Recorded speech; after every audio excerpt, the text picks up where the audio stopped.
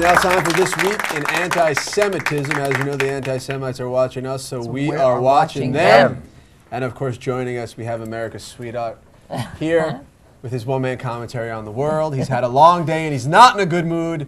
Mark Zaffron, ladies and gentlemen. Thank you for having me again. Zaffron. And again, and again. But you know, we would never know you're not in a good mood because you are just basically the same, easygoing.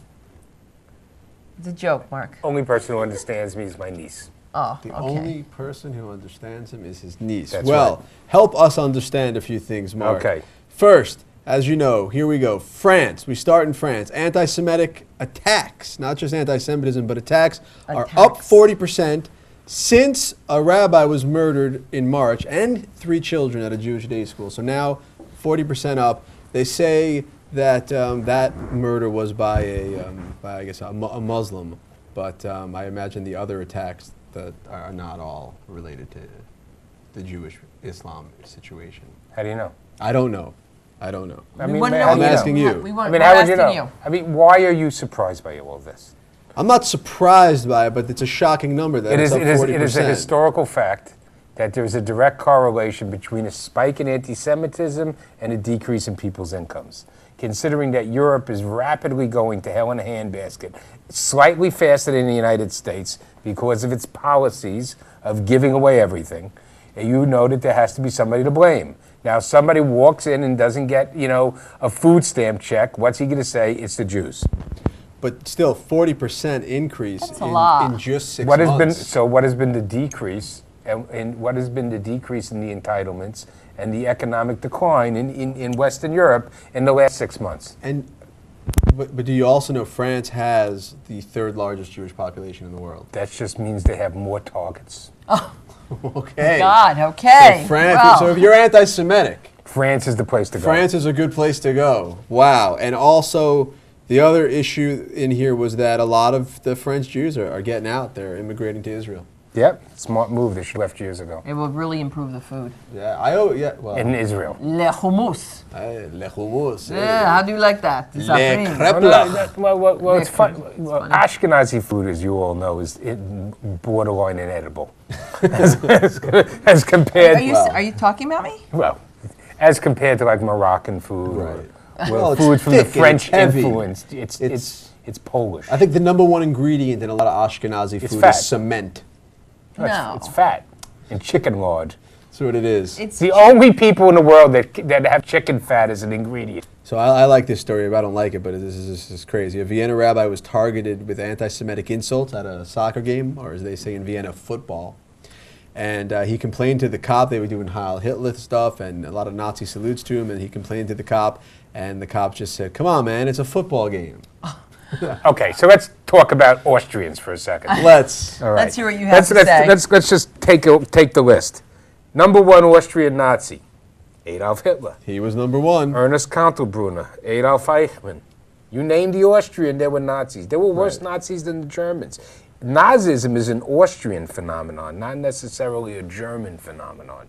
It incubated in the flop houses of Austria, that where Hitler started getting angry at the world.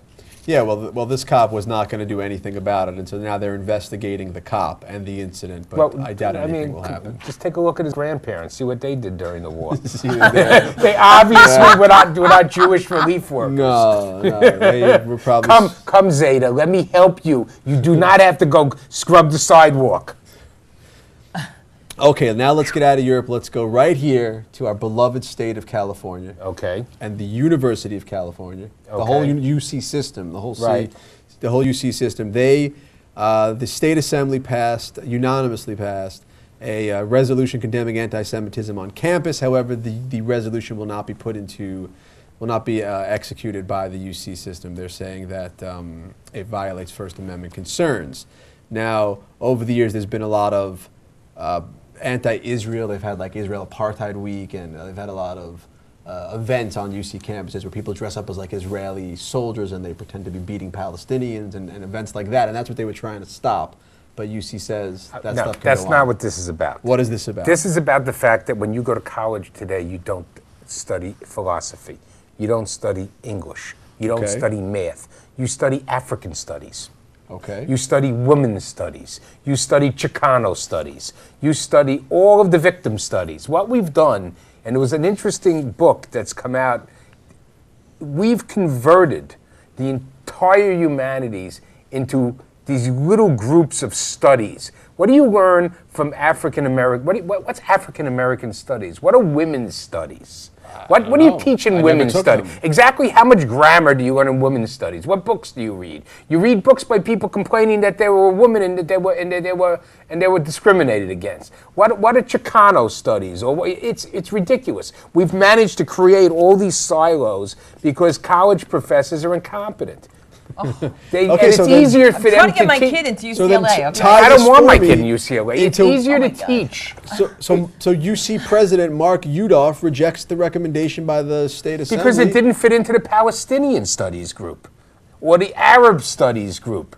I That's mean, why. why is that guy in Columbia still a tenured professor?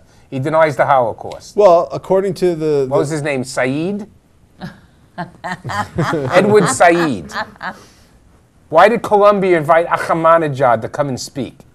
What exactly? They did, Which, you're right. Right. Columbia What is he improving to Columbia? What does he have to say? No, it's just Columbia. It's just- why that's the would way Columbia do Columbia that? is. Why would they do that? Because academia has converted itself into this entire concept of victimology. They are extolling victimology. Instead of teaching people fundamental things that you want to learn, what we're teaching them is how abused they are. Now, what we're doing is we're converting things to, you're not at, I'll give you an example. There was a study recently at one of the universities about a woman who was prosecuted for taking her infant's hand and putting it into a pot of boiling water and then leaving the infant laying in a mattress filled in its own blood and urine and whatever for weeks. This has now been converted by a professor into a completely that's telling him, you can't look at it this way as a journalist. You can't look at the fact that this woman took a 4-year-old's hand and put it in boiling water. It's not the woman's fault. You have to look at why she's oppressed and why and the underlying inequalities of American society that caused her to scald her 4-year-old child. Not that she scalded her 4-year-old child. That's why they want to look at the underlying oppressions of the nature of Jews having a homeland rather than and anti-Semitism as to the underlying reasons why the Palestinians are abused or why it's the Jews' fault. It's not the fault of the Palestinians that they haven't done this. It's nobody's fault. It's society's fault. So this is all part of academia turning into this victimology situation. Wow. Well, there you go, ladies and gentlemen. Hopefully that cleared things up for everybody. And we got to take a break. We will be right back. Thank you very much, Very Mark welcome. Zaffron. Thank you. We'll be right back.